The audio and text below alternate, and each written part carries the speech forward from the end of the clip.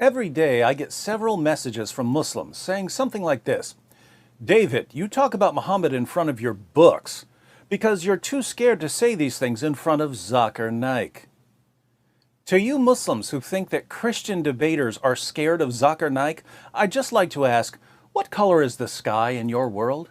Because here on Planet Reality, ذاكر Naik is a joke.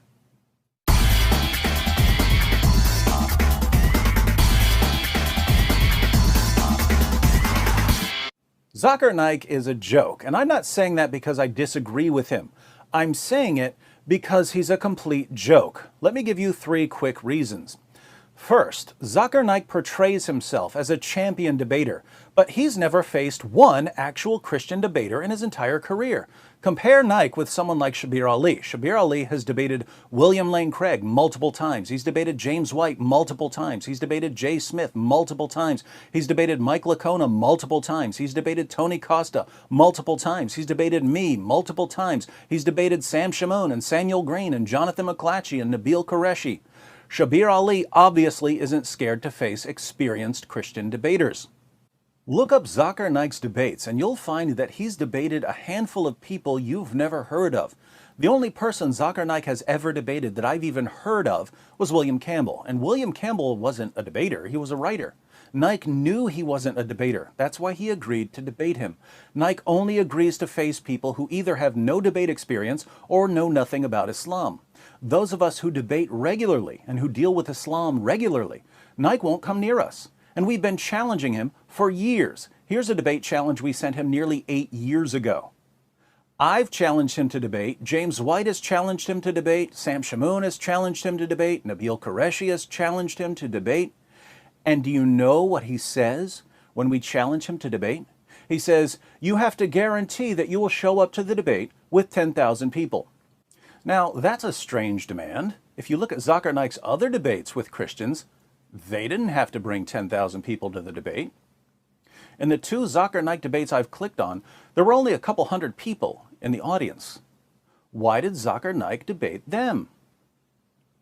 I was recently watching one of Naik's Q&A sessions, and a Christian woman was at the mic, and ذاكر Naik said that if she wanted to debate, they could set up a debate.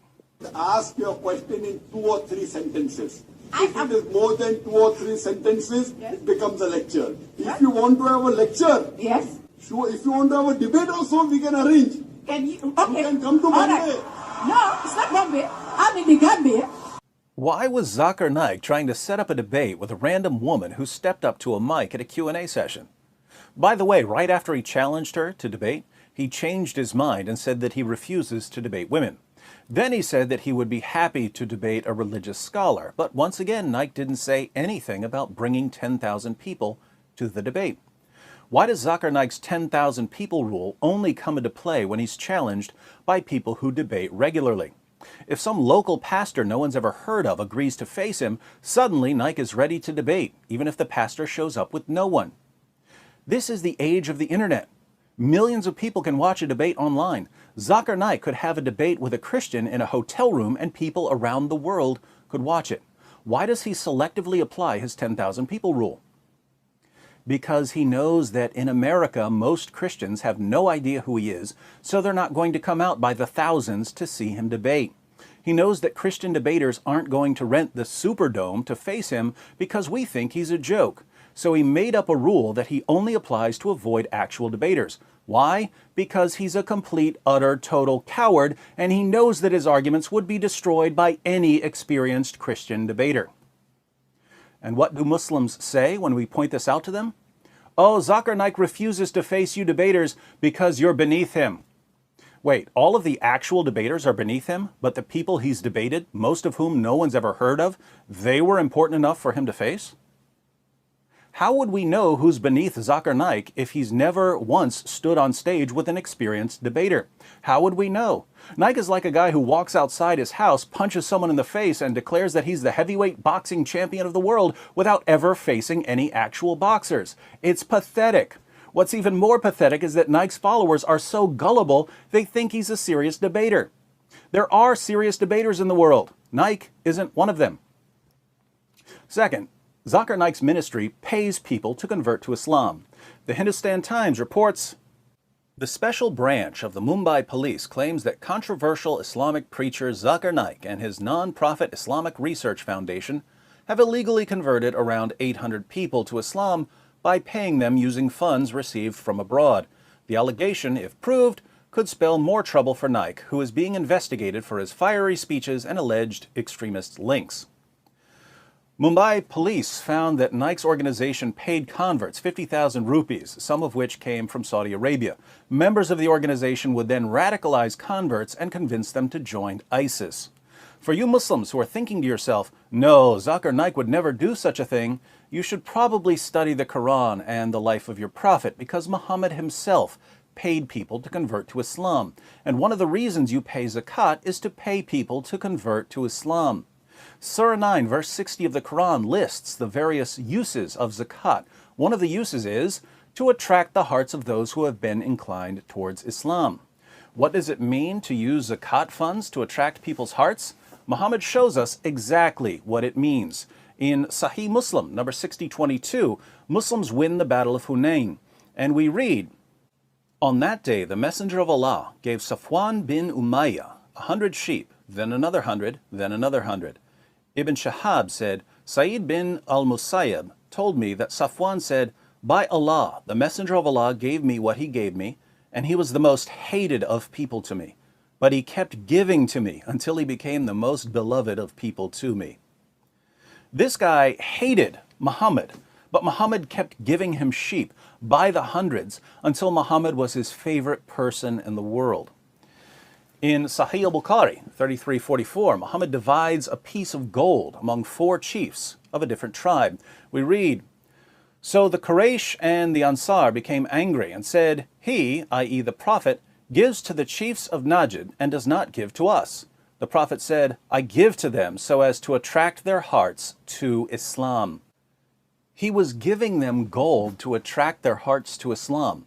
Nearly 14 centuries later, ذاكر Naik is doing the same thing. Muslims should be proud of Naik for imitating his prophet by bribing people to convert when his arguments fail miserably.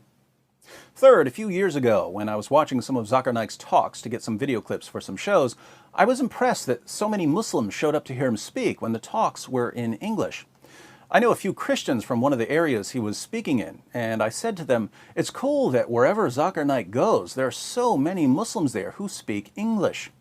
They said, oh, lots of the Muslims who show up don't speak English. I said, why do they show up? Just to be close to Naik? They said, no, the Muslim leaders bring them in to cheer. They tell the Muslims who don't speak English to cheer loudly whenever they hear other Muslims cheering.